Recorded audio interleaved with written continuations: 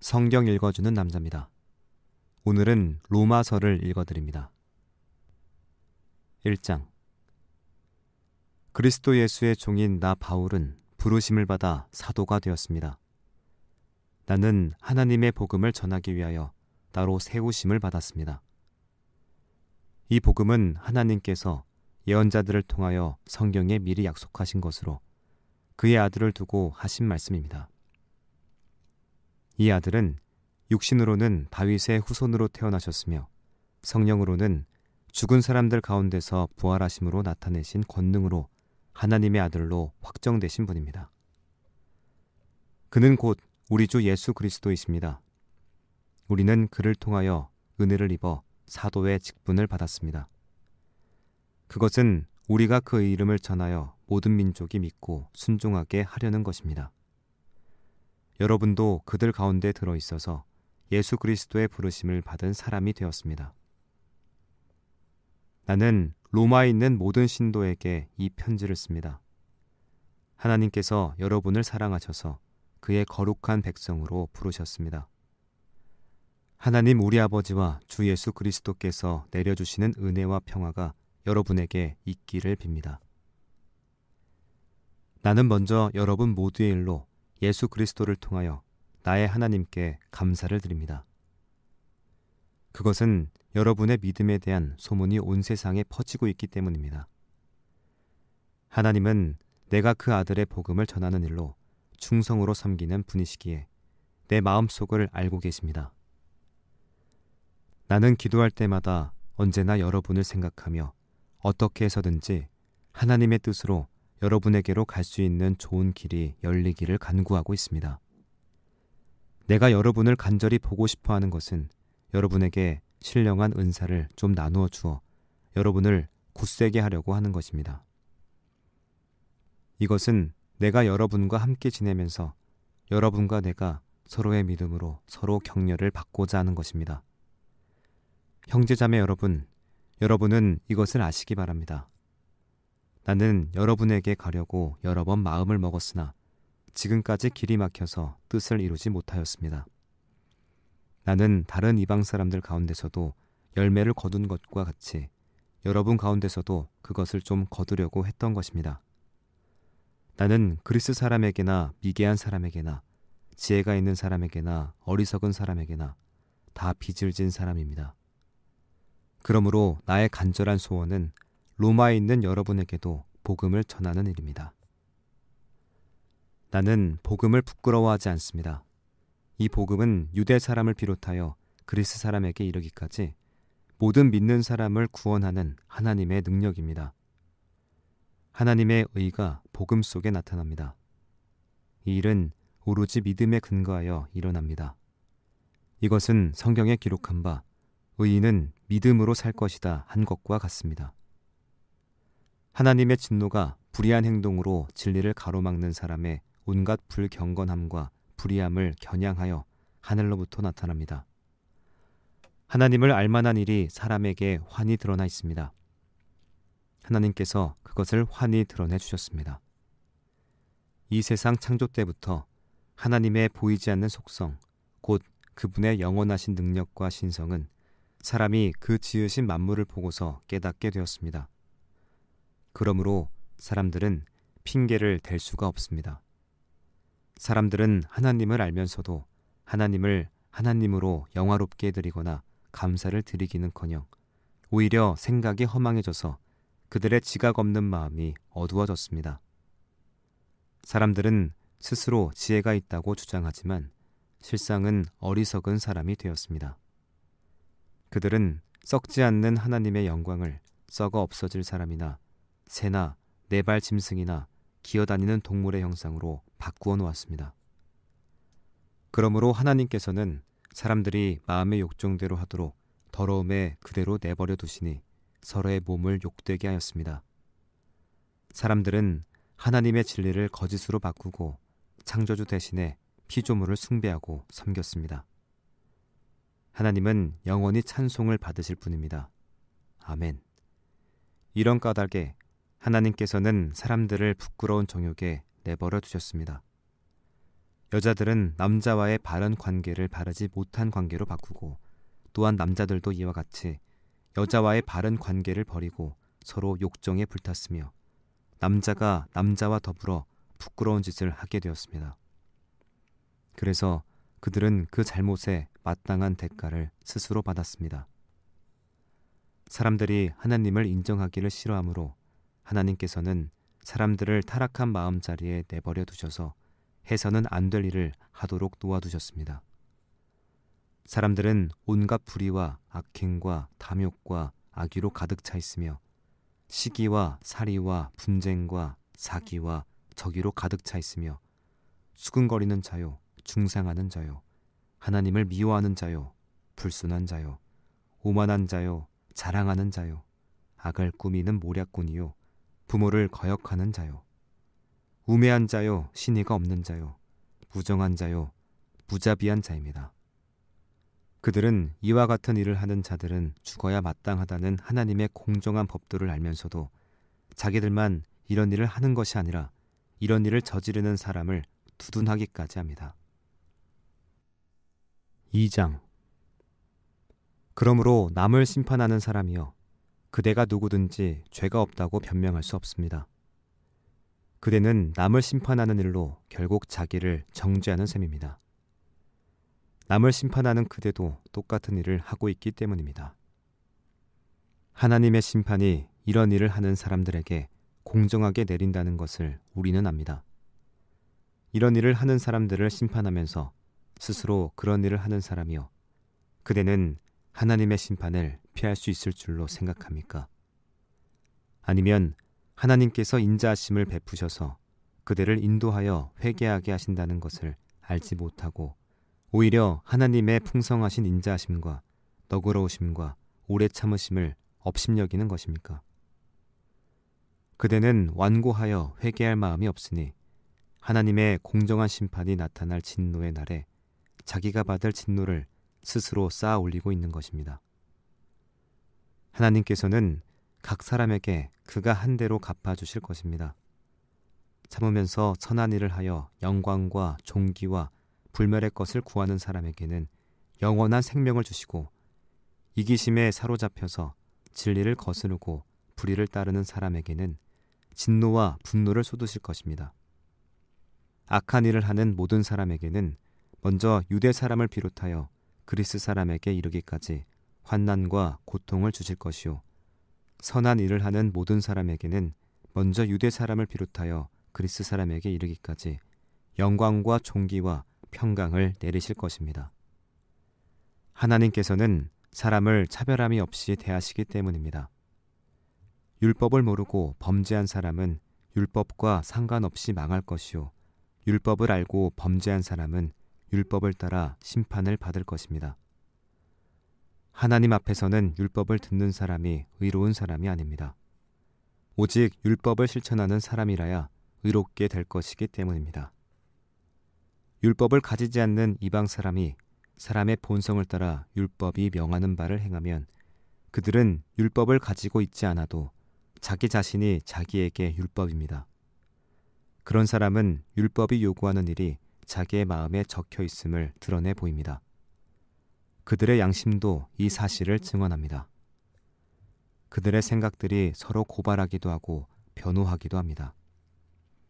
이런 일은 내가 전하는 복음대로 하나님께서 그리스도를 내세우셔서 사람들이 감추고 있는 비밀들을 심판하실 그날에 드러날 것입니다. 그런데 그대가 유대 사람이라고 자처한다고 합시다. 그래서 그대는 율법을 의지하며 하나님을 자랑하며 율법의 가르침을 받아서 하나님의 뜻을 알고 가장 선한 일을 분간할 줄 알며 눈먼 사람의 길잡이요 어둠 속에 있는 사람의 빛이라고 생각하며 지식과 진리가 율법에 구체화된 모습으로 들어있다고 하면서 스스로 어리석은 사람의 스승이요 어린아이의 교사로 확신한다고 합시다. 그렇다면 그대는 남은 가르치면서도 왜 자기 자신은 가르치지 않습니까? 도둑질을 하지 말라고 설교하면서 왜 도둑질합니까? 간음을 하지 말라고 하면서도 왜 간음을 합니까? 우상을 미워하면서도 왜 신전의 물건을 훔칩니까? 율법을 자랑한다면서도 왜 율법을 어겨서 하나님을 욕되게 합니까? 성경에 기록한 바 너희 때문에 하나님의 이름이 이방 사람들 가운데서 모독을 받는다 한 것과 같습니다. 율법을 지키면 할례를 받은 것이 유익하지만 율법을 어기면 그대가 받은 할례는 할례를 받지 않은 것으로 되어버립니다.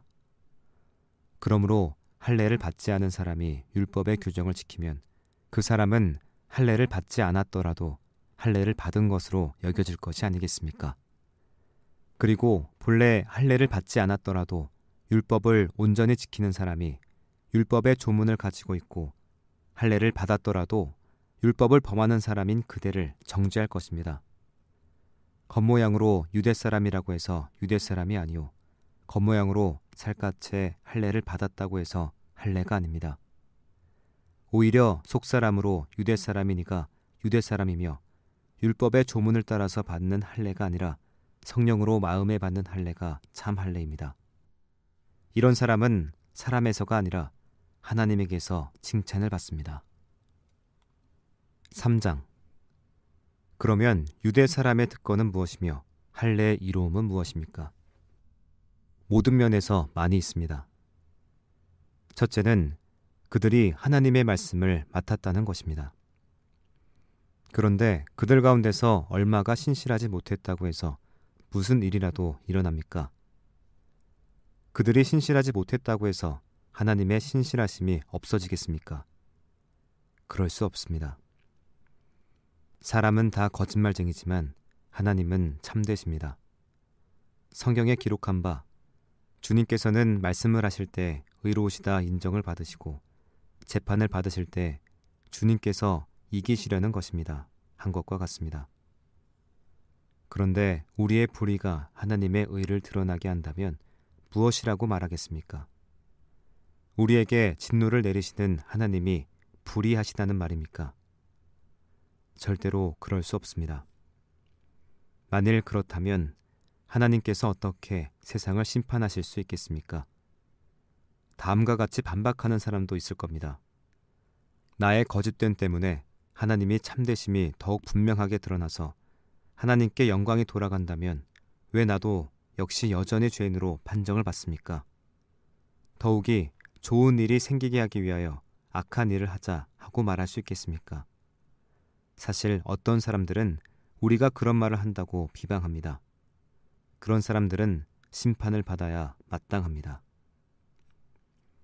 그러면 무엇을 말해야 하겠습니까? 우리 유대 사람이 이방 사람보다 낫습니까? 전혀 그렇지 않습니다. 유대 사람이나 그리스 사람이나 다 같이 죄 아래 있음을 우리가 이미 지적하였습니다. 성경에 이렇게 기록되어 있습니다. 의인은 없다. 한 사람도 없다. 깨닫는 사람도 없고 하나님을 찾는 사람도 없다. 모두가 곁길로 빠져서 쓸모가 없게 되었다. 선한 일을 하는 사람은 없다. 한 사람도 없다. 그들의 목구멍은 열린 무덤이다. 혀는 사람을 속인다. 입술에는 독사의 독이 있다. 입에는 저주와 독설이 가득 찼다. 발은 피를 흘리는 일에 빠르며 그들이 가는 길에는 파멸과 비참함이 있다. 그들은 평화의 길을 알지 못한다. 그들의 눈에는 하나님을 두려워하는 빛이 없다. 율법에 있는 모든 말씀이 율법 아래 사는 사람에게 말한 것임을 우리는 압니다. 그것은 모든 입을 막고 온 세상을 하나님 앞에서 유죄로 드러내는 것입니다. 그러므로 율법의 행위로는 하나님 앞에서 의롭다고 인정받을 사람이 아무도 없습니다. 율법으로는 죄를 인식할 뿐입니다. 그러나 이제는 율법과는 상관없이 하나님의 의가 나타났습니다. 그것은 율법과 예언자들이 증언한 것입니다. 그런데 하나님의 의는 예수 그리스도를 믿는 믿음을 통하여 오는 것인데 모든 믿는 사람에게 미칩니다. 거기에는 아무 차별이 없습니다. 모든 사람이 죄를 범하였습니다. 그래서 사람은 하나님의 영광에 못 미치는 처지에 놓였습니다. 그러나 사람은 그리스도 예수 안에서 얻는 구원으로 말미암아 하나님의 은혜로 값없이 의롭다는 선고를 받습니다. 하나님께서는 이 예수를 속죄 제물로 내주셨습니다. 그것은 그의 피를 믿을 때 유효합니다. 하나님께서 이렇게 하신 것은 사람들이 이제까지 지은 죄를 너그럽게 보아주심으로써 자기의 의를 나타내시려는 것이었습니다. 하나님께서 오래 참으시다가 지금 이때에 자기의 의로우심을 나타내시는 것은 하나님은 의로운 분이시라는 것과 예수를 믿는 사람은 누구나 의롭다고 하시는 것을 보여주시려는 것입니다. 그렇다면 사람이 자랑할 것이 어디에 있습니까? 전혀 없습니다. 무슨 법으로 의롭게 됩니까? 행위의 법으로 됩니까? 아닙니다. 믿음의 법으로 됩니다. 사람이 율법의 행위와는 상관없이 믿음으로 의롭다고 인정을 받는다고 우리는 생각합니다. 하나님은 유대 사람만의 하나님이십니까? 이방 사람의 하나님도 되시지 않습니까? 그렇습니다. 이방 사람의 하나님도 되십니다. 참으로 하나님은 오직 한 분뿐이십니다. 그러므로 하나님께서는 할례를 받은 사람도 믿음을 보시고 의롭다고 하시고 할례를 받지 않은 사람도 믿음을 보시고 의롭다고 하십니다. 그러면 믿음으로 말미암아 우리가 율법을 폐합니까? 그럴 수 없습니다. 도리어 율법을 굳게 세웁니다. 4장. 그러면 육신상으로 우리의 조상인 아브라함이 무엇을 얻었다고 우리가 말할 수 있겠습니까? 아브라함이 행위로 의롭게 되었더라면 그에게는 자랑할 것이 있었을 것입니다. 그러나 하나님 앞에서는 자랑할 것이 없습니다. 성경이 무엇이라고 말합니까? 아브라함이 하나님을 믿으니 하나님께서 그를 의롭다고 여기셨다 하였습니다. 일을 하는 사람에게는 품삯을 은혜로 주는 것으로 치지 않고 당연한 보수로 주는 것으로 생각합니다. 그러나 경건하지 못한 사람을 의롭다고 하시는 분을 믿는 사람은 비록 아무 공로가 없어도 그의 믿음이 의롭다고 인정을 받습니다.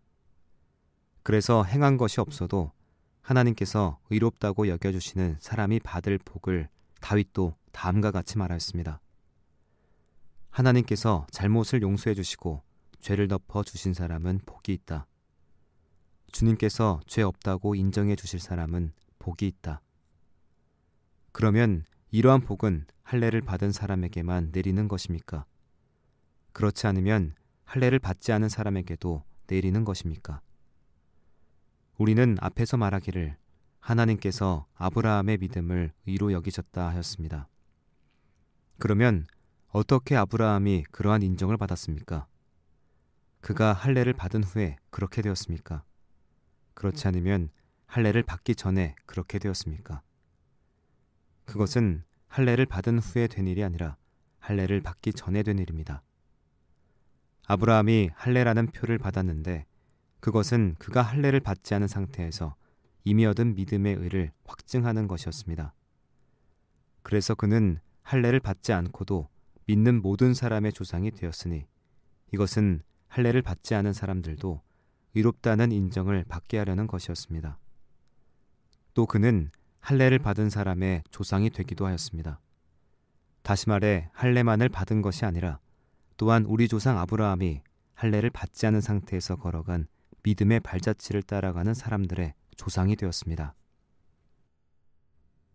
아브라함이나 그 자손에게 주신 하나님의 약속, 곧 그들이 세상을 물려받을 상속자가 되리라는 것은 율법으로 말미암은 것이 아니라 믿음의 의로 말미암은 것입니다.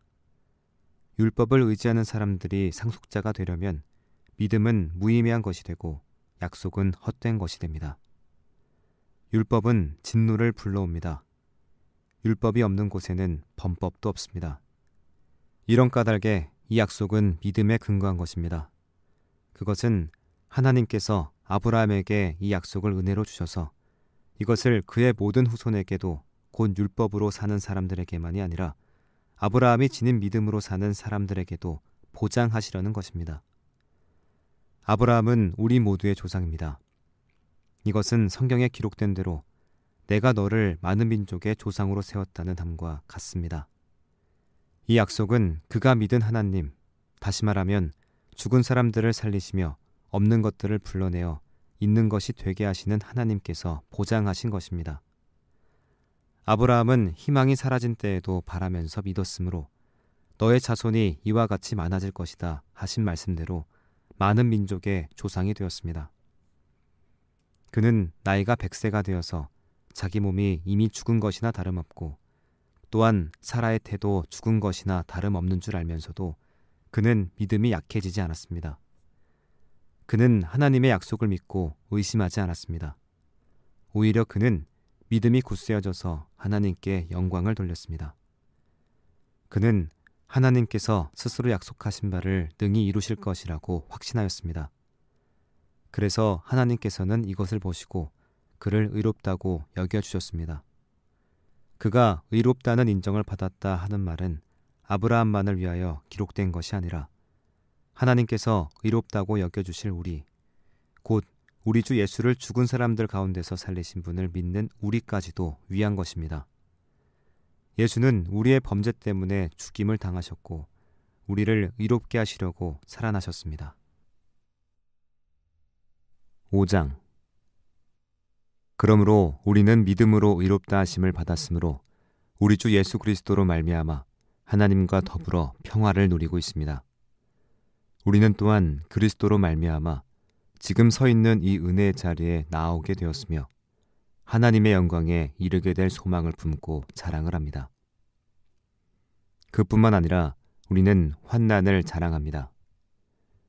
우리가 알기로 환난은 인내력을 낳고 인내력은 단련된 인격을 낳고 단련된 인격은 희망을 낳는 줄 알고 있기 때문입니다. 이 희망은 우리를 실망시키지 않습니다. 하나님께서 우리에게 주신 성령을 통하여 그의 사랑을 우리 마음속에 부어주셨기 때문입니다. 우리가 아직 약할 때 그리스도께서는 제때에 경건하지 않은 사람을 위하여 죽으셨습니다. 의인을 위해서라도 죽을 사람은 거의 없습니다. 더욱이 선한 사람을 위해서라도 감히 죽을 사람은 드뭅니다. 그러나 우리가 아직 죄인이었을 때 그리스도께서 우리를 위하여 죽으셨습니다. 이리하여 하나님께서는 우리들에 대한 자기의 사랑을 실증하셨습니다. 그러므로 지금 우리가 그리스도의 피로 의롭게 되었으니 그리스도로 말미암아 하나님의 진노에서 구원을 얻으리라는 것은 더욱 확실합니다. 우리가 하나님의 원수일 때에도 하나님의 아들의 죽으심으로 말미암아 하나님과 화해하게 되었다면 화해한 우리가 하나님의 생명으로 구원을 얻으리라는 것은 더욱더 확실한 일입니다. 그뿐만 아니라 우리는 또한 우리 주 예수 그리스도로 말미암아 하나님을 자랑합니다. 우리는 지금 그로 말미암아 하나님과 화해를 하게 된 것입니다. 그러므로 한 사람으로 말미암아 죄가 세상에 들어왔고 또 그 죄로 말미암아 죽음이 들어온 것과 같이 모든 사람이 죄를 지었기 때문에 죽음이 모든 사람에게 이르게 되었습니다. 율법이 있기 전에도 죄가 세상에 있었으나 율법이 없을 때에는 죄가 죄로 여겨지지 않았습니다. 그러나 아담 시대로부터 모세 시대에 이르기까지 아담의 범죄와 같은 죄를 짓지 않은 사람들까지도 죽음의 지배를 받았습니다. 아담은 장차 오실 분의 모형이었습니다. 그러나 하나님께서 은혜를 베푸실 때 생긴 일은 아담 한 사람이 범죄했을 때 생긴 일과 같지 않습니다.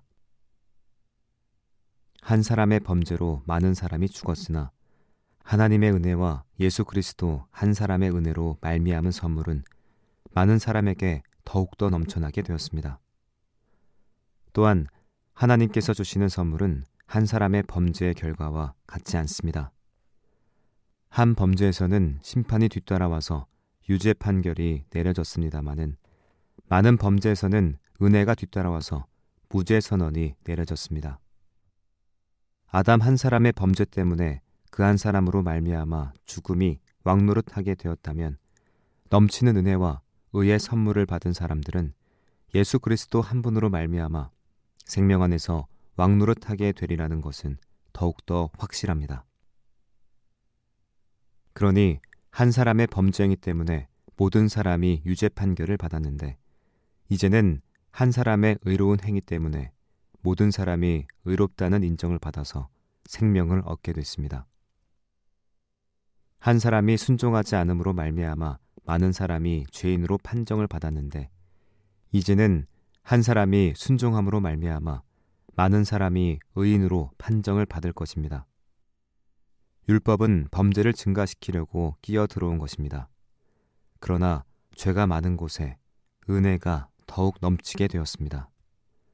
그것은 죄가 죽음으로 사람을 지배한 것과 같이 은혜가 의를 통하여 사람을 지배하여 우리 주 예수 그리스도로 말미암아 얻는 영원한 생명에 이르게 하려는 것입니다.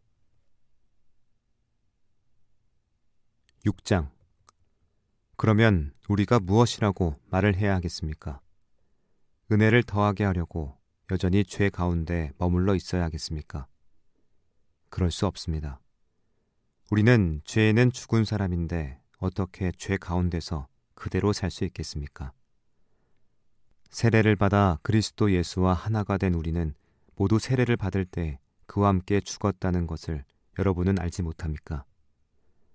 그러므로 우리는 세례를 통하여 그의 죽으심과 연합함으로써 그와 함께 묻혔던 것입니다.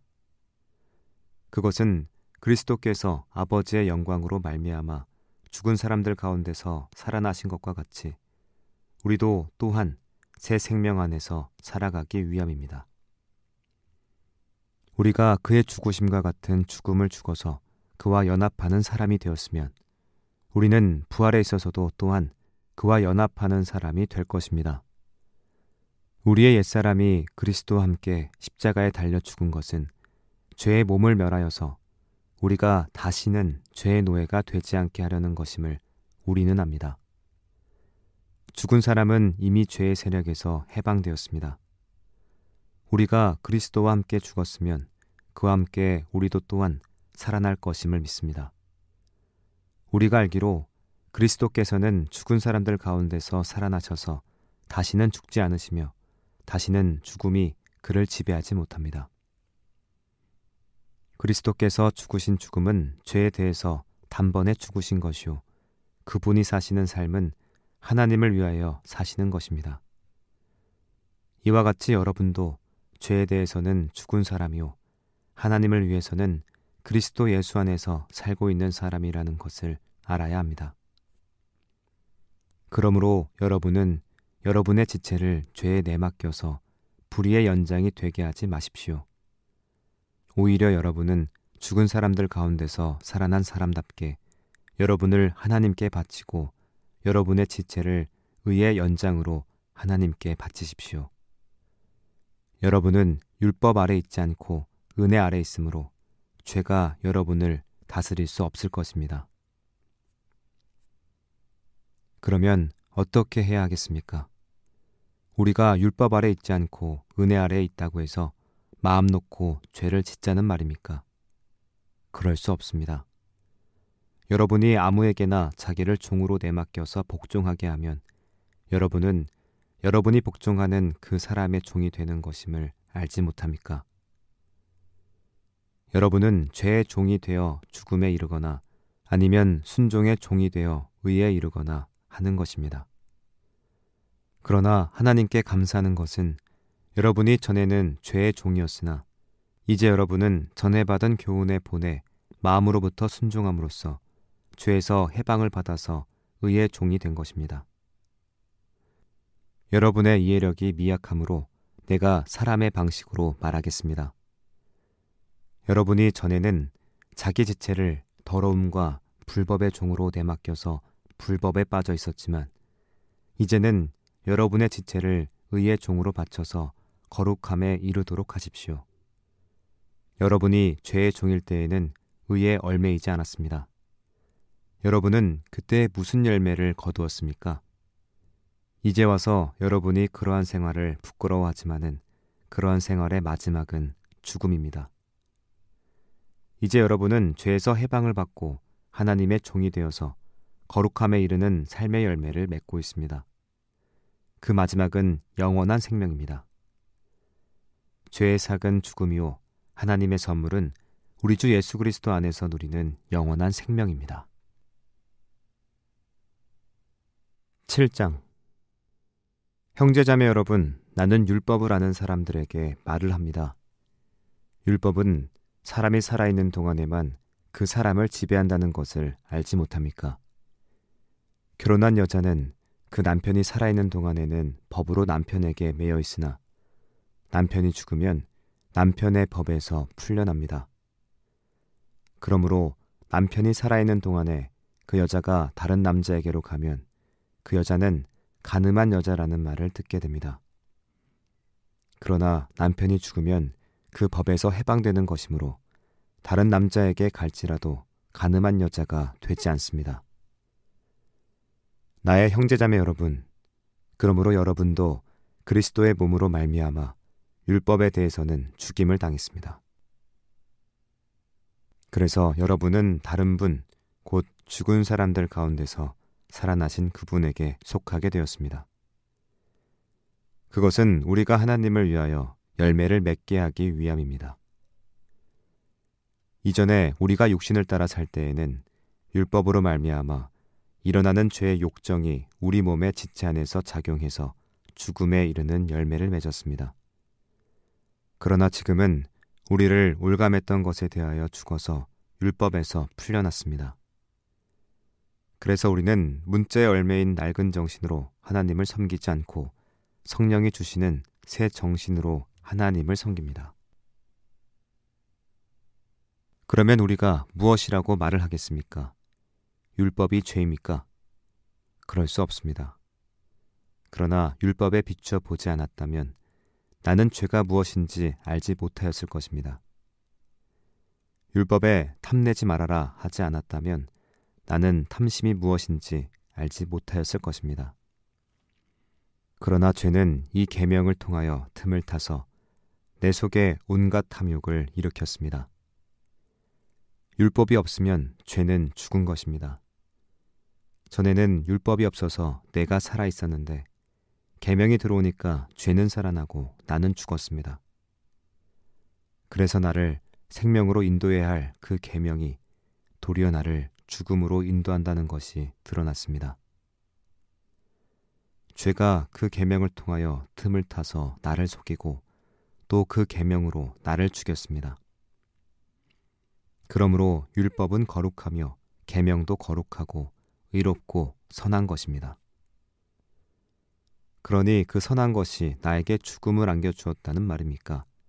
그럴 수 없습니다. 그러나 죄를 죄로 드러나게 하려고 죄가 그 선한 것을 방편으로 하여 나에게 죽음을 일으켰습니다. 그것은 계명을 방편으로 하여 죄를 극도로 죄답게 되게 하려는 것이었습니다. 우리는 율법이 신령한 것인 줄 압니다. 그러나 나는 욕정의 메인 존재로서 죄 아래 팔린 몸입니다. 나는 내가 하는 일을 도무지 알 수가 없습니다. 내가 해야겠다고 생각하는 일은 하지 않고 도리어 해서는 안 되겠다고 생각하는 일을 하고 있으니 말입니다.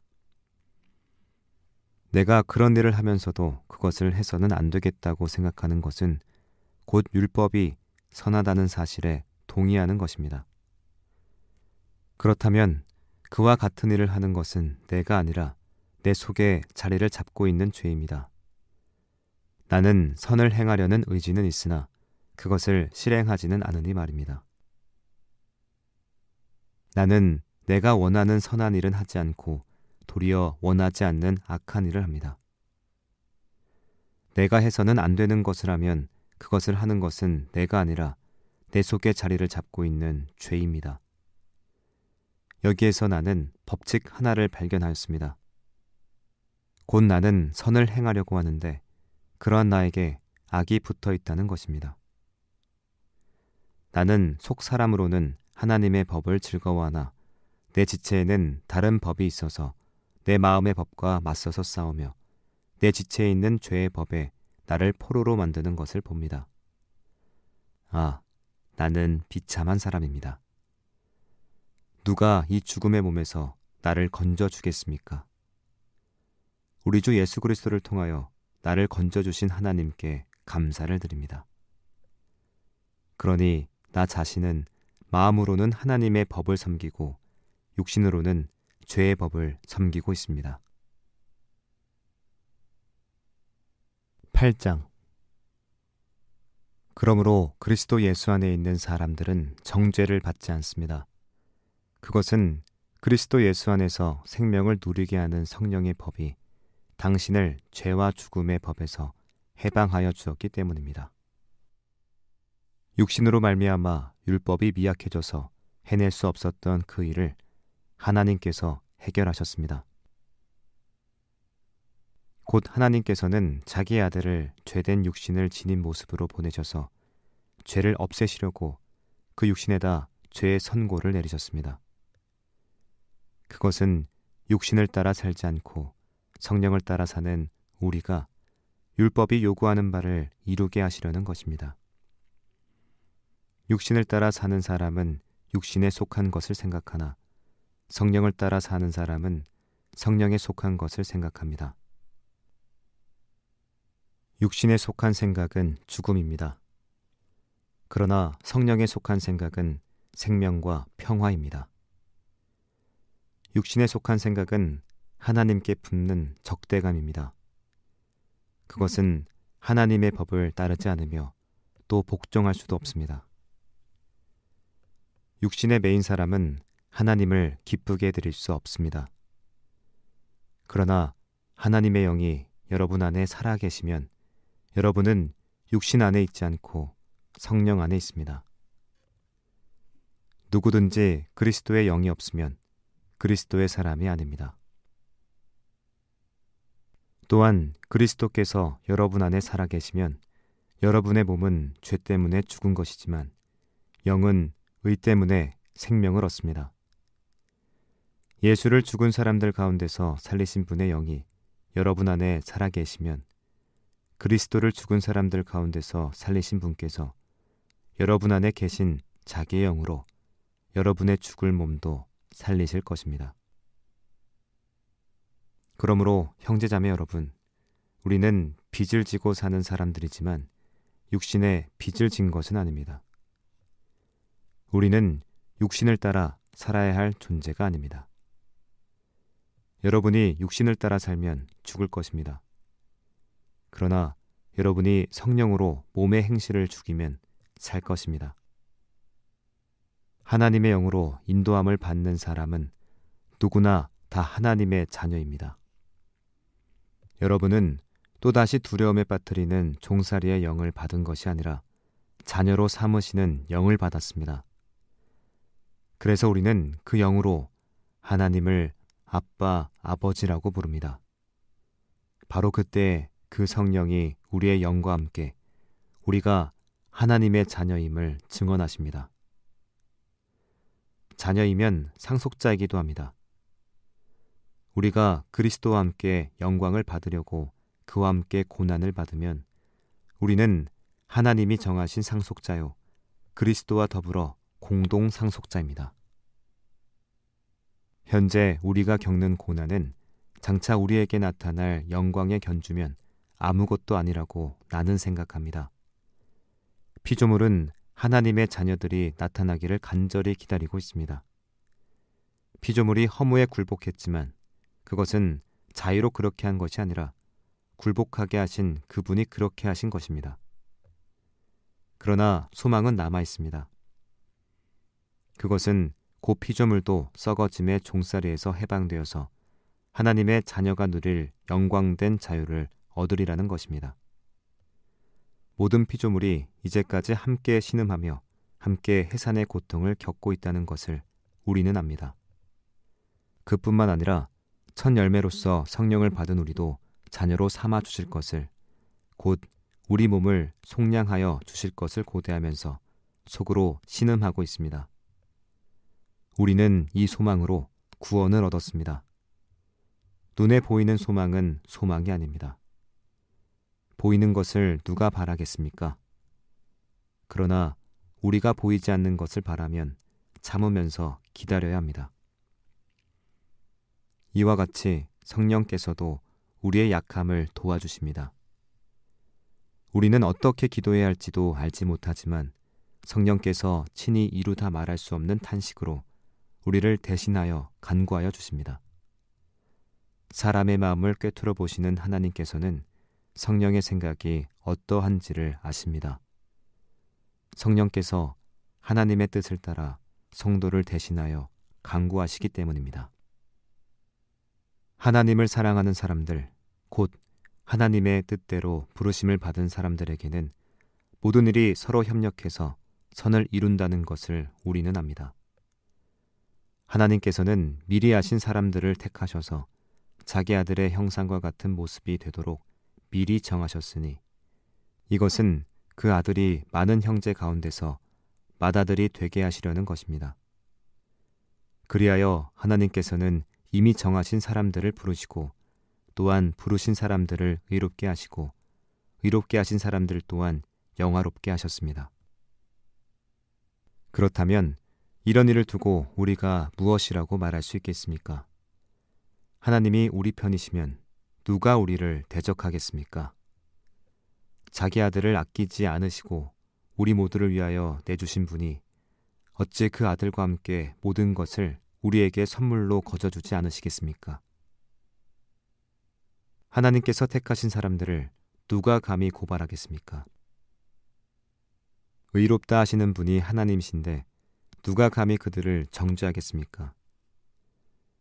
그리스도 예수는 죽으셨지만 오히려 살아나셔서 하나님의 오른쪽에 계시며 우리를 위하여 대신 간구하여 주십니다. 누가 우리를 그리스도의 사랑에서 끊을 수 있겠습니까? 환난입니까?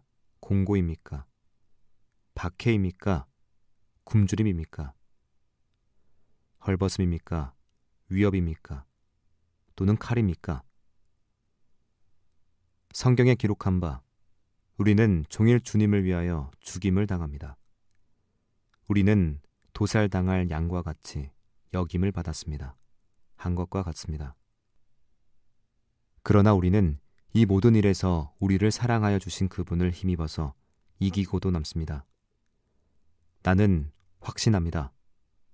죽음도, 삶도, 천사들도, 권세자들도, 현재일도, 장래일도, 능력도, 높음도, 깊음도, 그 밖에 어떤 피조물도 우리를 우리 주 예수 그리스도 안에 있는 하나님의 사랑에서 끊을 수 없습니다. 9장. 나는 그리스도 안에서 참말을 하고 거짓말을 하지 않습니다. 내 양심이 성령을 힘입어서 이것을 증언하여 줍니다. 나에게는 큰 슬픔이 있고 내 마음에는 끊임없는 고통이 있습니다. 나는 육신으로 내 동족인 내 결례를 위하는 일이며 내가 저주를 받아서 그리스도에서 끊어질지라도 달게 받겠습니다. 내 동족은 이스라엘 백성입니다. 그들에게는 하나님의 자녀로서의 신분이 있고 하나님을 모시는 영광이 있고 하나님과 맺은 언약들이 있고 율법이 있고 예배가 있고 하나님의 약속들이 있습니다.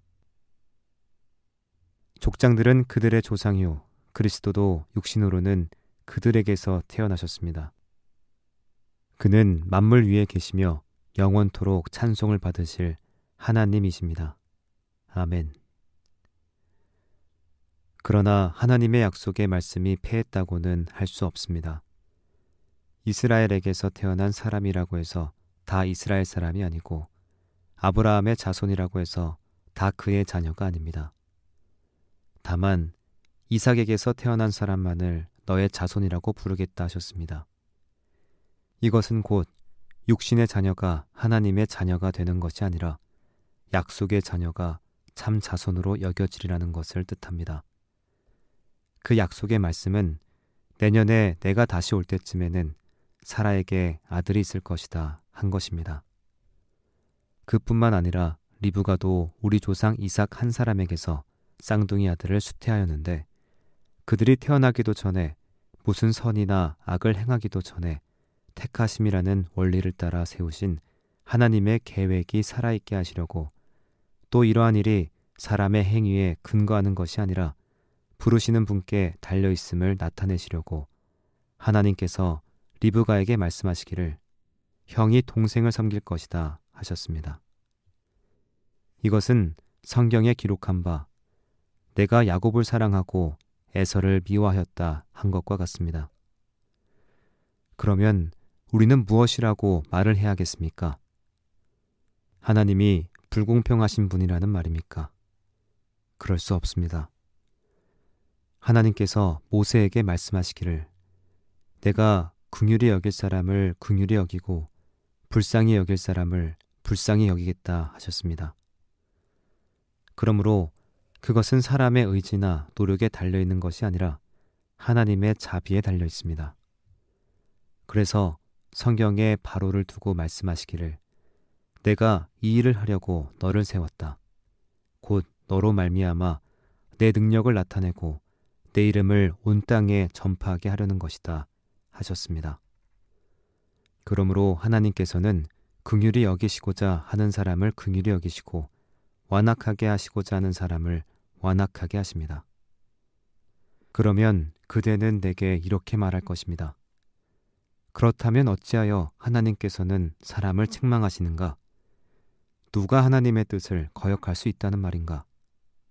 오 사람아, 그대가 무엇이기에 하나님께 감히 말대답을 합니까? 만들어진 것이 만드신 분에게 어찌하여 나를 이렇게 만들었습니까? 하고 말할 수 있습니까? 토기 장이에게 흙 한 덩이를 둘로 나누어서 하나는 귀한 데 쓸 그릇을 만들고 하나는 천한 데 쓸 그릇을 만들 권리가 없겠습니까? 하나님께서 하신 일도 마찬가지입니다. 하나님께서 진노하심을 보이시고 권능을 알리시기를 원하시면서도 멸망받게 되어 있는 진노의 대상들에 대하여 꾸준히 참으시면서 너그럽게 대해주시고 영광을 받도록 예비하신 자비의 대상들에 대하여 자기의 풍성하신 영광을 알리시고자 하셨더라도 어떻다는 말입니까? 하나님께서는 우리를 부르시되 유대 사람 가운데서만이 아니라 이방 사람 가운데서도 부르셨습니다. 그것은 하나님이 호세아의 글 속에서 하신 말씀과 같습니다. 나는 내 백성이 아닌 사람을 내 백성이라고 하겠다. 내가 사랑하지 않던 백성을 사랑하는 백성이라고 하겠다. 너희는 내 백성이 아니다 하고 말씀하신 그곳에서 그들은 살아계신 하나님의 자녀라고 일컬음을 받을 것이다. 그리고 또 이사야는 이스라엘을 두고 이렇게 외쳤습니다. 이스라엘 자손의 수가 바다의 모래와 같이 많을지라도 남은 사람만이 구원을 얻을 것이다. 주님께서는 그 말씀을 하신 것을 온전히 그리고 조속히 온 땅에서 이루실 것이다. 그것은 또한 이사야가 미리 말한 바 만군의 주님께서 우리에게 씨를 남겨주지 않으셨더라면 우리는 소돔과 같이 되고 고모라와 같이 되었을 것이다 한 것과 같습니다. 그러면 우리가 무엇이라고 말해야 하겠습니까? 의를 추구하지 않은 이방 사람들이 의를 얻었습니다. 그것은 믿음에서 난 의입니다. 그런데 이스라엘은 의의 율법을 추구하지만 그 율법에 이르지 못하였습니다. 어찌하여 그렇게 되었습니까? 그들은 믿음에 근거하여 의에 이르려고 한 것이 아니라 행위에 근거하여 의에 이르려고 했기 때문입니다. 그들은 걸림돌에 걸려 넘어진 것입니다. 그것은 성경에 기록한 바와 같습니다. 보아라, 내가 시온에 부딪히는 돌과 걸려 넘어지게 하는 바위를 둔다.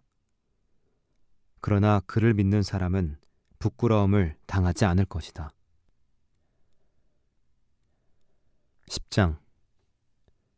형제자매 여러분, 내 마음의 간절한 소원과 내 동족을 위하여 하나님께 드리는 내 기도의 내용은 그들이 구원을 얻는 일입니다. 나는 증언합니다. 그들은 하나님을 섬기는데 열성이 있습니다. 그러나 그 열성은 올바른 지식에서 생긴 것이 아닙니다. 그들은 하나님의 의를 알지 못하고 자기 자신의 의를 세우려고 힘을 씀으로써 하나님의 의에는 복종하지 않게 되었습니다. 그러므로 그리스도는 율법의 끝마침이 되셔서 모든 믿는 사람에게 의가 되어 주셨습니다. 모세는 율법에 근거한 의를 두고 기록하기를 율법에 행한 사람은 그것으로 살 것이다 하였습니다. 그러나 믿음에 근거한 의를 두고는 이렇게 말합니다. 너는 마음속으로 누가 하늘에 올라갈 것이냐 하고 말하지 말아라. 그것은 그리스도를 끌어내리는 것입니다. 또 누가 지옥에 내려갈 것이냐 하고 말하지도 말아라. 그것은 그리스도를 죽은 사람들 가운데서 끌어올리는 것입니다. 그러면 그것은 무엇을 뜻합니까?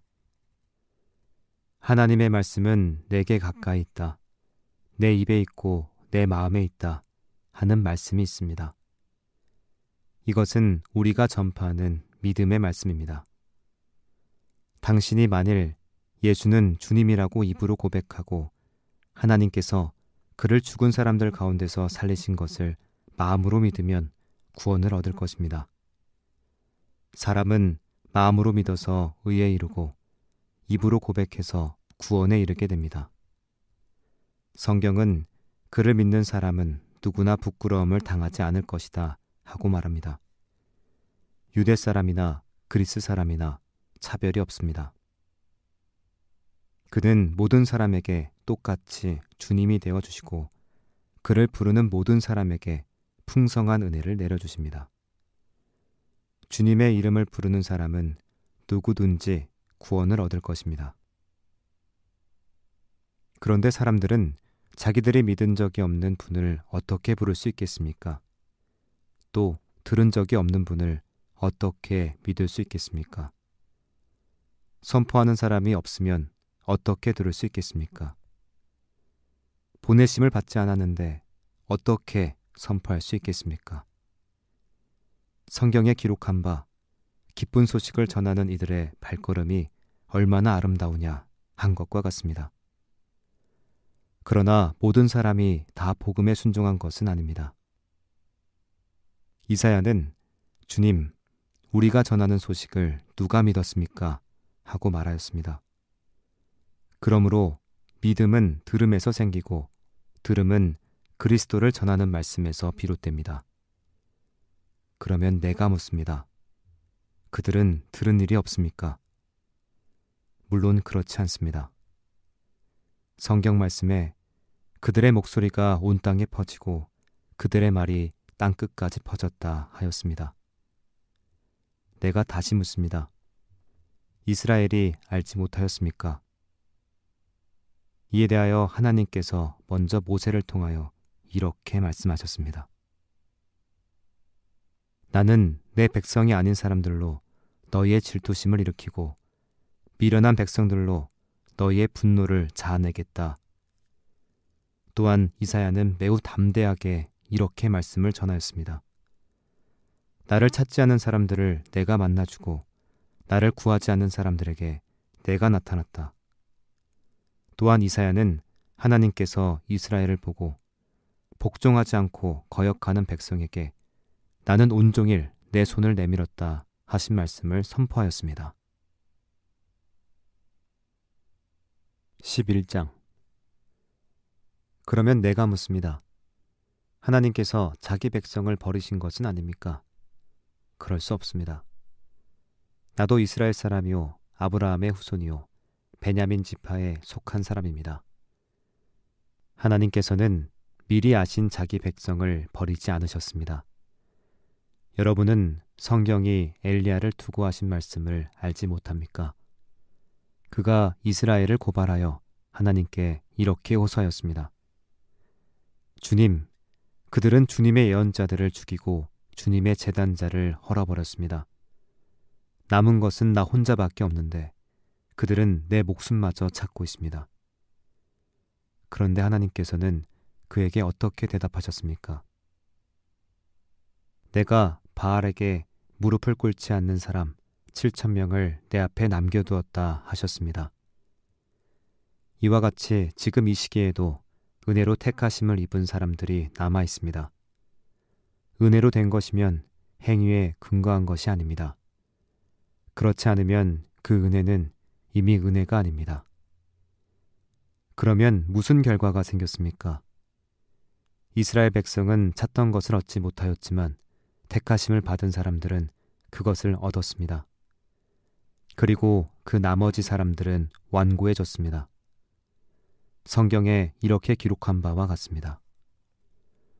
하나님께서 그들에게는 혼미한 영을 주셨으니 오늘까지 그들은 눈이 있어도 보지 못하고 귀가 있어도 듣지 못한다.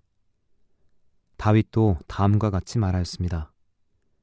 그들의 밥상이 그들에게 올무가 되고 덫이 되게 하여 주십시오.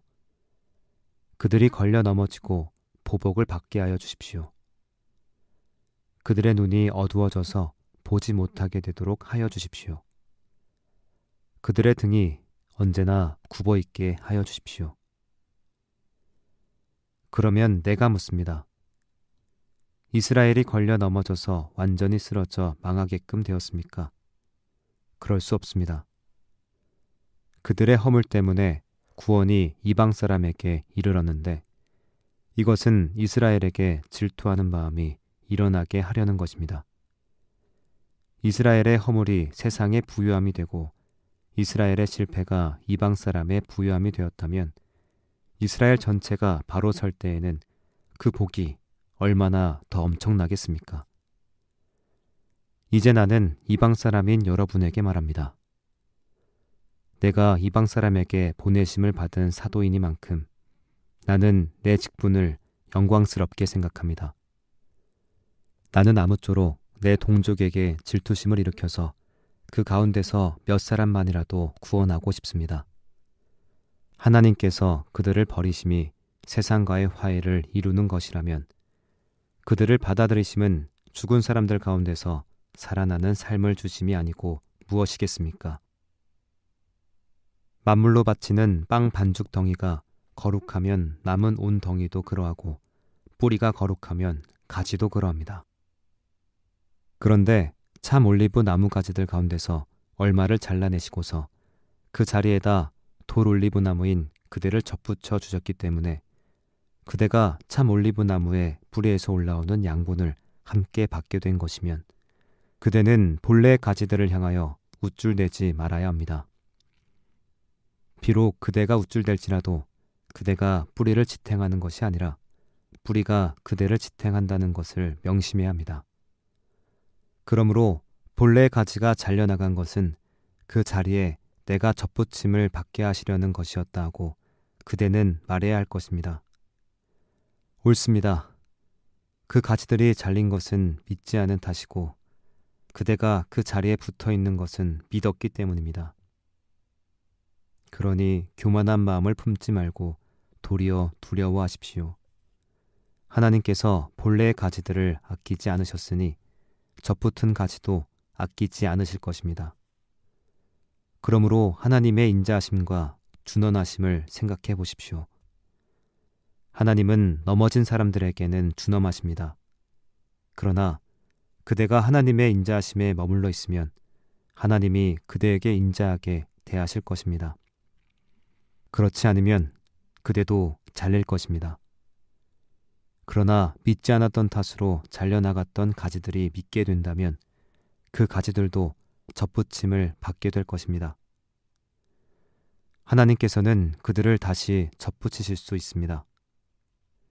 그대가 본래의 돌 올리브 나무에서 잘려서 그 본성을 거슬러 참 올리브 나무에 접붙임을 받았다면 본래 붙어있던 이 가지들이 제 나무에 다시 접붙임을 받는 것이야 얼마나 더 쉬운 일이겠습니까?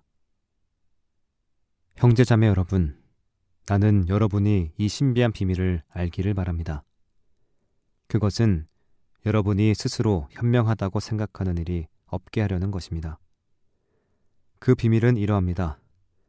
이방 사람의 수가 다 찰 때까지 이스라엘 사람들 가운데서 일부가 완고해진 대로 있으리라는 것과 온 이스라엘이 구원을 받게 되리라는 것입니다.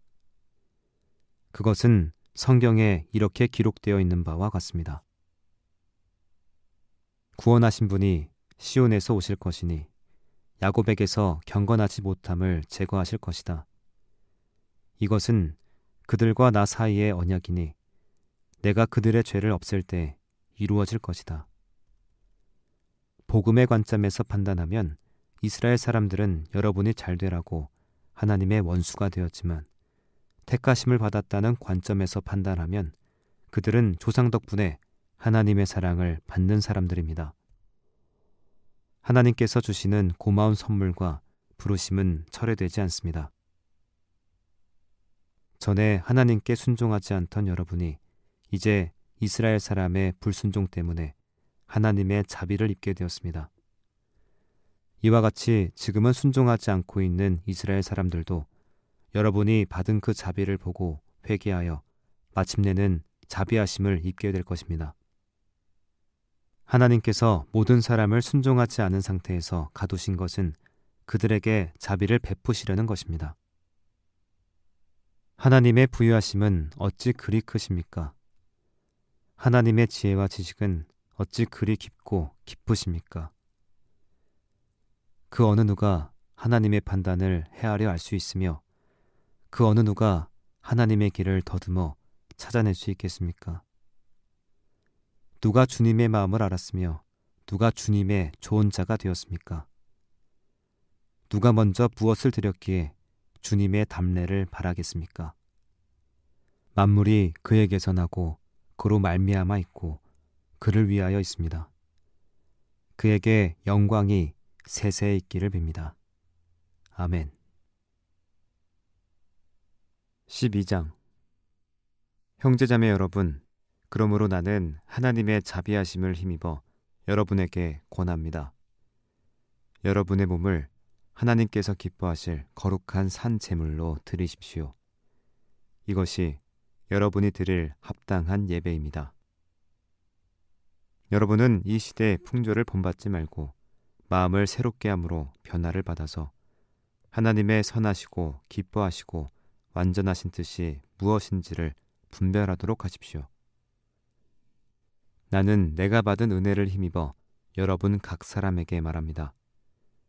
여러분은 스스로 마땅히 생각해야 하는 것 이상으로 생각하지 말고 하나님께서 각 사람에게 나누어 주신 믿음의 분량대로 분수에 맞게 생각하십시오.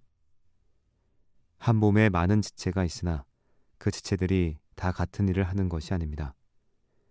이와 같이 우리도 여럿이지만 그리스도 안에서 한 몸을 이루고 있으며 각 사람은 서로 지체입니다.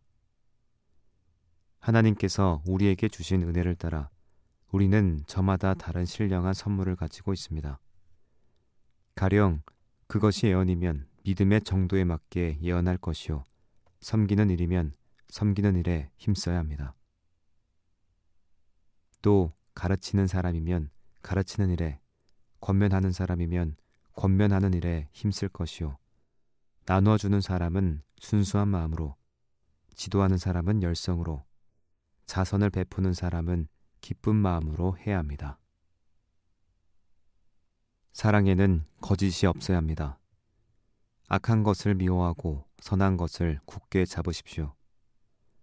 형제의 사랑으로 서로 다정하게 대하며 존경하기를 서로 먼저 하십시오. 열심을 내어서 부지런히 일하며 성령으로 뜨거워진 마음을 가지고 주님을 섬기십시오. 소망을 품고 즐거워하며 환난을 당할 때 참으며 기도를 꾸준히 하십시오. 성도들이 쓸 것을 공급하고 손님 대접하기를 힘쓰십시오. 여러분을 박해하는 사람들을 축복하십시오. 축복을 하고 저주를 하지 마십시오. 기뻐하는 사람들과 함께 기뻐하고 우는 사람들과 함께 우십시오. 서로 한 마음이 되고 교만한 마음을 품지 말고 비천한 사람들과 함께 사귀고 스스로 지혜가 있는 체 하지 마십시오. 아무에게도 악을 악으로 갚지 말고 모든 사람이 선하다고 생각하는 일을 하려고 애쓰십시오. 여러분 쪽에서 할 수 있는 대로 모든 사람과 더불어 화평하게 지내십시오. 사랑하는 여러분, 여러분은 스스로 원수를 갚지 말고 그 일은 하나님의 진노하심에 맡기십시오. 성경에도 기록하기를 원수 갚는 것은 내가 할 일이니 내가 갚겠다고 주님께서 말씀하신다 하였습니다. 내 원수가 줄이거든 먹을 것을 주고 그가 목말라거든 마실 것을 주어라. 그렇게 하는 것은 내가 그의 머리 위에다가 숯불을 쌓는 셈이 될 것이다 하였습니다. 악에게 지지 말고 선으로 악을 이기십시오. 13장. 사람은 누구나 위에 있는 권세에 복종해야 합니다. 모든 권세는 하나님께로부터 온 것이며 이미 있는 권세들도 하나님께서 세워주신 것입니다. 그러므로 권세를 거역하는 사람은 하나님의 명을 거역하는 것이요 거역하는 사람은 심판을 받게 될 것입니다.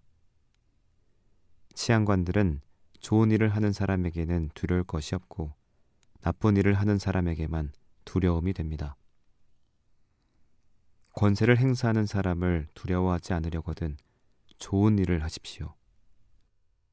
그러면 그에게 칭찬을 받을 것입니다. 권세를 행사하는 사람은 여러분 각 사람에게 유익을 주려고 일하는 하나님의 일꾼입니다.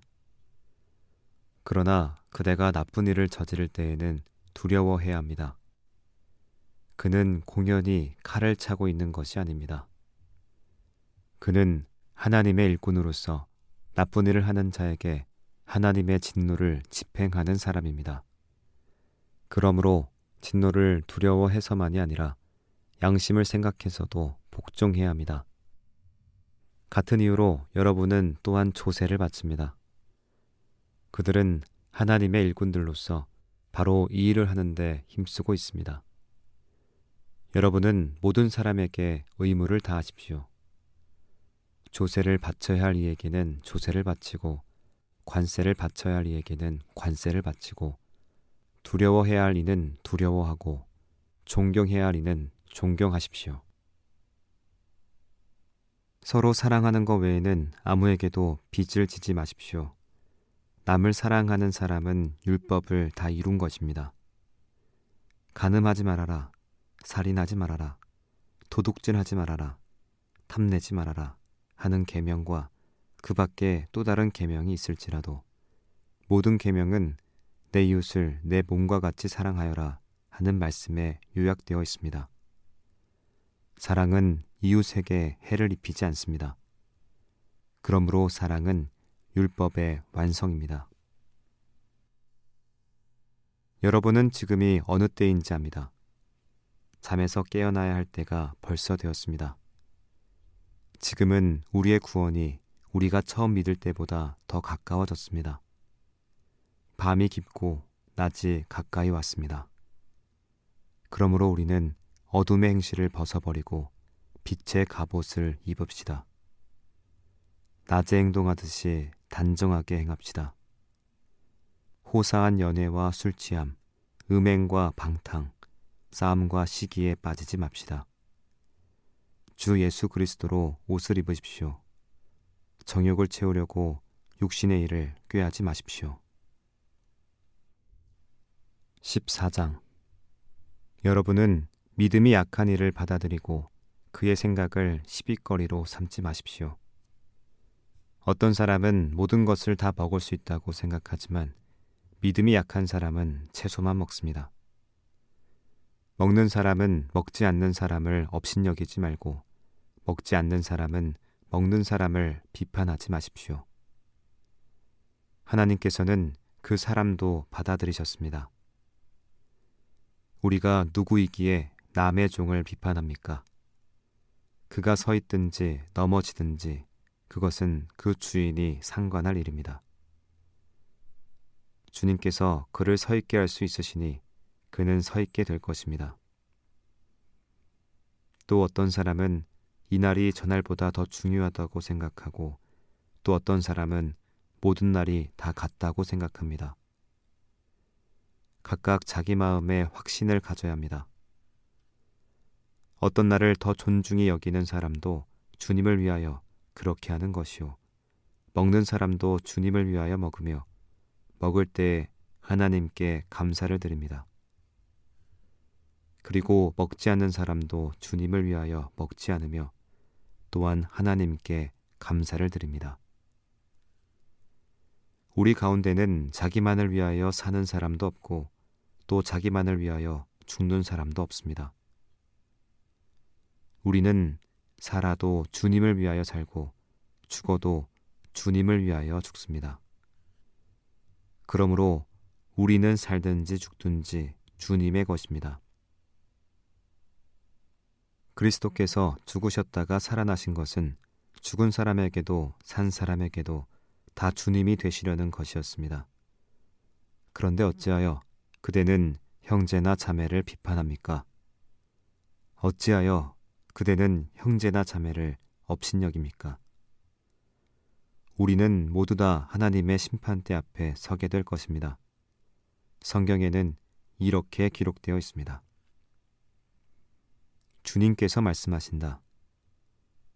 내가 살아있으니 모든 무릎이 내 앞에 꿇을 것이요 모든 입이 나 하나님을 찬양할 것이다. 그러므로 우리는 각각 자기 일을 하나님께 사실대로 아뢰어야 할 것입니다. 그러므로 이제부터는 서로 남을 심판하지 마십시다.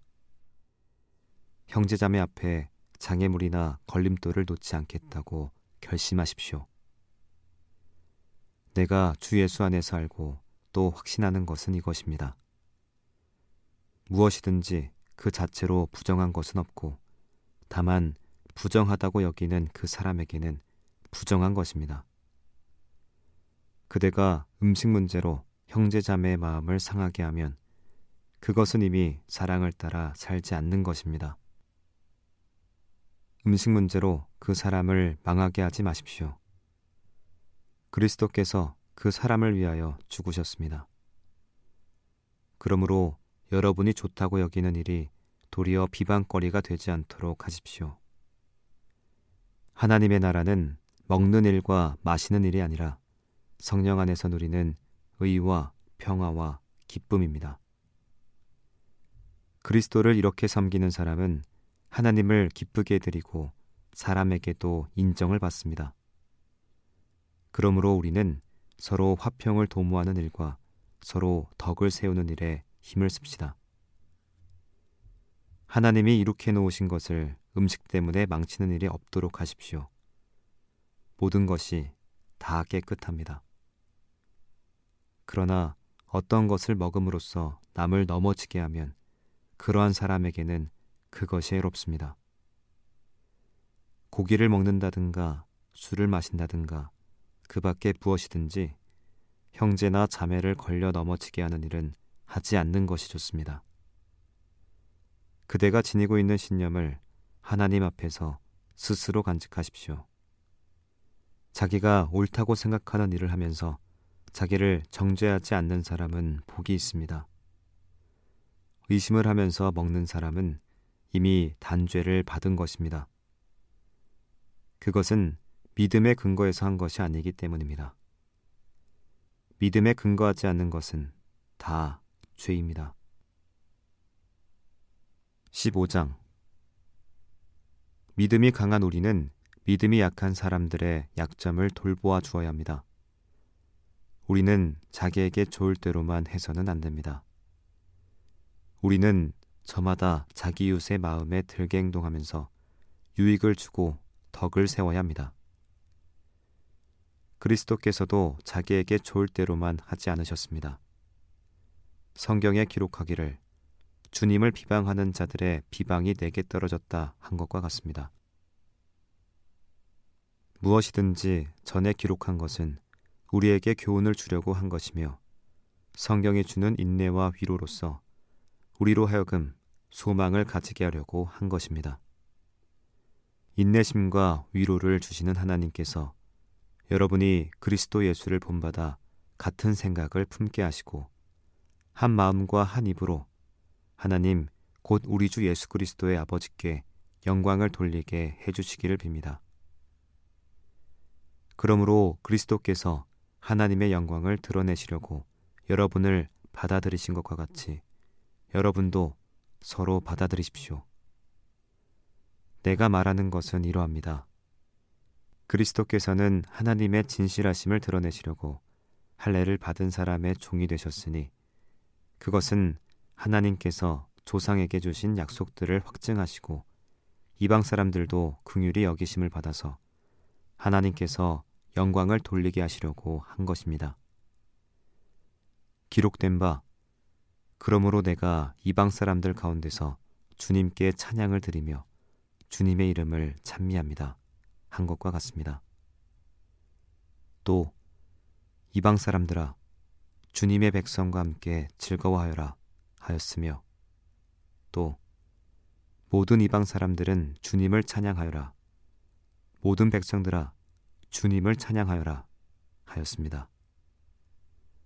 그리고 이사야가 말하기를 이새의 뿌리에서 싹이 나서 이방 사람을 다스릴 이가 일어날 것이니 이방 사람은 그에게 소망을 둘 것이다 하였습니다. 소망을 주시는 하나님께서 믿음에서 오는 모든 기쁨과 평화를 여러분에게 충만하게 주셔서 성령의 능력으로 소망이 여러분에게 차고 넘치기를 바랍니다. 나의 형제자매 여러분, 나는 여러분 마음에 선함이 가득하고 온갖 지식이 넘쳐서 서로 권면할 능력이 있음을 확신합니다. 그러나 내가 몇 가지 점에 대해서 매우 담대하게 쓴 것은 하나님께서 내게 주신 은혜를 힘입어서 여러분의 기억을 새롭게 하려고 한 것입니다. 하나님께서 이 은혜를 내게 주신 것은 나로 하여금 이방 사람에게 보내심을 받은 그리스도 예수의 일꾼이 되게 하여 하나님의 복음을 전하는 제사장의 직무를 수행하게 하시려는 것입니다. 그리하여 이방 사람들로 하여금 성령으로 거룩하게 되게 하여 하나님께서 기쁨으로 받으실 제물이 되게 하시려는 것입니다. 그러므로 나는 하나님을 섬기는 일을 그리스도 예수 안에서 자랑스럽게 생각합니다. 그리스도께서 이방 사람들을 복종하게 하시려고 나를 시켜서 이루어 놓으신 것밖에는 아무것도 감히 말하지 않겠습니다. 그 일은 말과 행동으로 표징과 이적의 능력으로 성령의 권능으로 이루어졌습니다. 그래서 나는 예루살렘에서 일루리곤에 이르기까지 두루 다니면서 그리스도의 복음을 남김없이 전파하였습니다. 나는 이와 함께 그리스도의 이름이 알려진 곳 말고 알려지지 않은 곳에서 복음을 전하는 것을 명예로 삼았습니다. 나는 남이 닦아놓은 터 위에다가 집을 짓지 않으려고 하였습니다. 성경에 이렇게 기록한 바 그의 일을 알지 못하던 사람들이 보게 될 것이요 듣지 못하던 사람들이 깨닫게 될 것이다 한 것과 같습니다. 그래서 내가 여러분에게로 가려고 하였으나 여러 번 길이 막혔습니다. 그러나 이제는 이 지역에서 내가 일해야 할 곳이 더 없습니다. 여러 해 전부터 여러분에게 가기를 바라고 있었으므로 내가 스페인으로 갈 때 지나가는 길에 여러분을 만나보고 잠시 동안만이라도 여러분과 먼저 기쁨을 나누려고 합니다. 그 다음에 여러분의 후원을 얻어 그곳으로 가게 되기를 바랍니다. 그러나 지금 나는 성도들을 돕는 일로 예루살렘에 갑니다. 마케도니아와 아가야 사람들이 기쁜 마음으로 예루살렘에 사는 성도들 가운데 가난한 사람들에게 보낼 구제금을 마련하였기 때문입니다. 그들은 기쁜 마음으로 그렇게 하였습니다. 그들은 정말로 예루살렘 성도들에게 빚을 진 사람들입니다. 이방 사람들은 그들에게서 신령한 복을 나누어 받았으니 육신의 생활에 필요한 것으로 그들에게 봉사할 의무가 있습니다. 그러므로 나는 이 일을 마치고 그들에게 이 열매를 확실하게 전해준 뒤에 여러분에게 들렸다가 스페인으로 가겠습니다. 내가 여러분에 갈 때 그리스도의 충만한 복을 가지고 갈 것입니다. 형제자매 여러분, 내가 우리 주 예수 그리스도를 힘입어서 그리고 성령의 사랑을 힘입어서 여러분에게 부탁합니다. 나도 기도합니다만 여러분도 나를 위하여 하나님께 열심으로 기도해 주십시오. 내가 유대에 있는 믿지 않는 자들에게서 화를 당하지 않도록, 그리고 또 내가 예루살렘으로 가져가는 구제금이 그곳 성도들에게 기쁘게 받아들여지도록 기도해 주십시오. 그래서 내가 하나님의 뜻을 따라 기쁨을 안고 여러분에게로 가서 여러분과 함께 즐겁게 쉴 수 있게 되도록 기도해 주십시오. 평화를 주시는 하나님께서 여러분 모두와 함께 하시기를 빕니다. 아멘. 16장. 갱그레아 교회의 일꾼이요 우리의 자매인 베베를 여러분에게 추천합니다. 여러분은 성도에 합당한 예절로 주님 안에서 그를 영접하고 그가 여러분에게 어떤 도움을 원하든지 도와주시기 바랍니다. 그는 많은 사람을 도와주었고 나도 그에게 신세를 많이 졌습니다. 그리스도 예수 안에서 나의 동역자인 브리스가와 아골라에게 문안하여 주십시오. 그들은 생명의 위험을 무릅쓰고 내 목숨을 구해준 사람들입니다.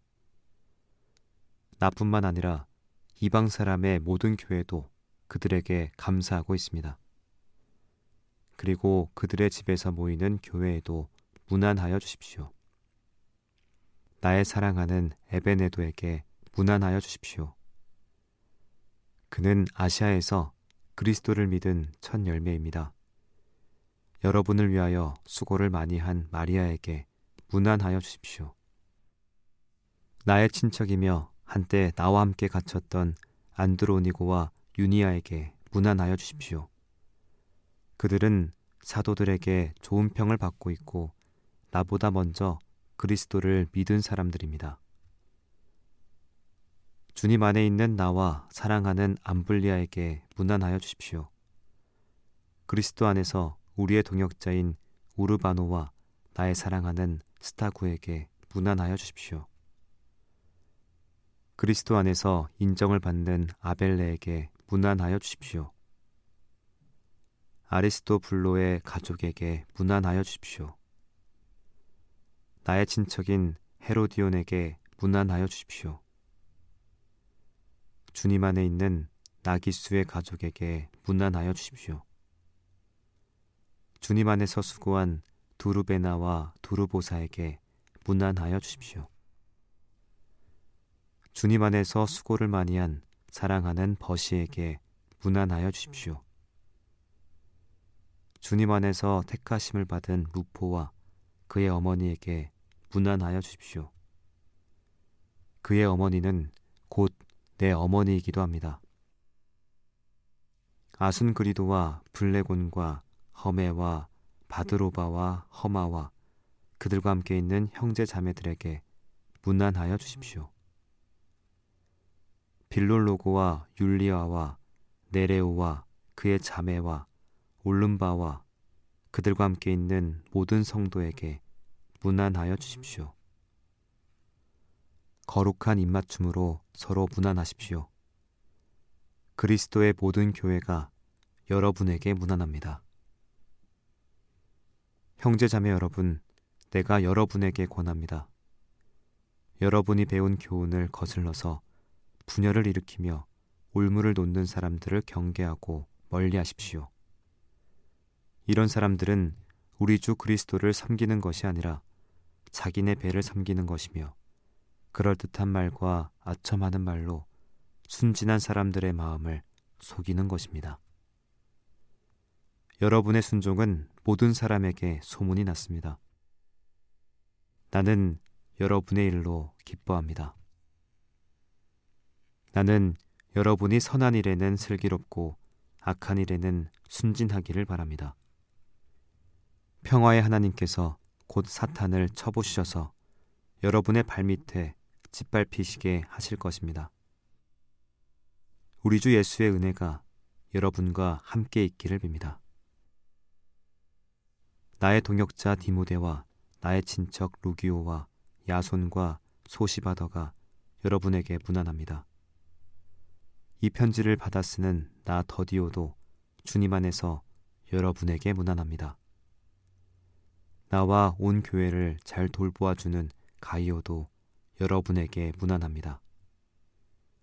이 도시의 재무관인 아라스도와 형제 구아도도 여러분에게 문안합니다.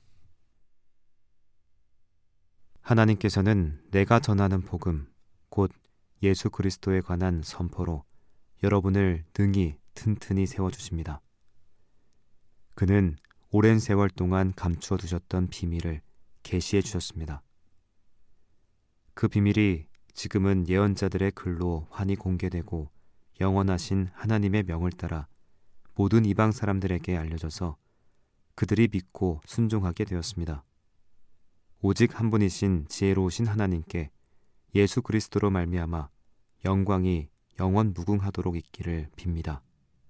아멘.